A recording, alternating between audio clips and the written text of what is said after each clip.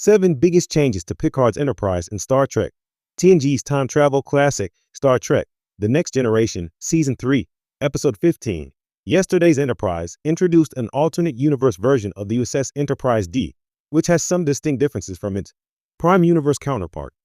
Yesterday's Enterprise remains one of TNG's finest hours, and is often remembered as the episode that brought back Denise Crosby's Tasha Yar only to kill her off again. In one of TNG's best cold opens, the battle-damaged Enterprise C emerges from a tear in spacetime, causing everything on the Enterprise D to shift. Suddenly, the Federation is at war with the Klingons, and the Enterprise D is the first Galaxy-class warship. Captain Jean-Luc Picard, Patrick Stewart, remains in command of the Enterprise, but he appears exhausted and unusually weary about the Enterprise C. An away team finds the injured Captain Rachel Garrett, Trisha O'Neill, on the bridge of the Enterprise C, and she quickly realizes that something is amiss. Picard reveals that Garrett and her ship have traveled 22 years into the future, and the Enterprise C captain eventually agrees to travel back in time to restore the proper timeline. With a fascinating story and compelling guest characters, almost everything about yesterday's Enterprise works, and all the changes in the Enterprise did truly enrich the story. Battle Enterprise D has darker lighting and a redressed bridge when the bridge of the Enterprise D first shifts. The most obvious difference is the change in lighting. The original bridge is well lit, with bright white lights and an almost homey feel. The new bridge, however, is much darker, with less ambient light and blue overhead lighting rather than white. Everything on the bridge feels more intense with this lighting, successfully conveying the idea that this Enterprise D is always on high alert.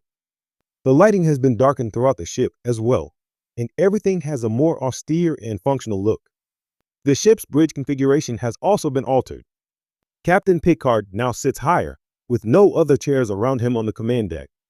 Commander William Riker, Jonathan Frakes, remains first officer, but now stands at the tactical station rather than sitting next to Picard. There are more consoles on the bridge as well, suggesting this Enterprise has more weapon systems and tactical abilities than the original one. Even Picard's ready room is different. Not only is it darker, but all of Picard's mementos and trinkets have been removed. Captain Picard and the rest of the Enterprise D crew wear different uniforms that look more militaristic. With a thicker band collar and cuffed sleeves, these uniforms also incorporate weapons belts.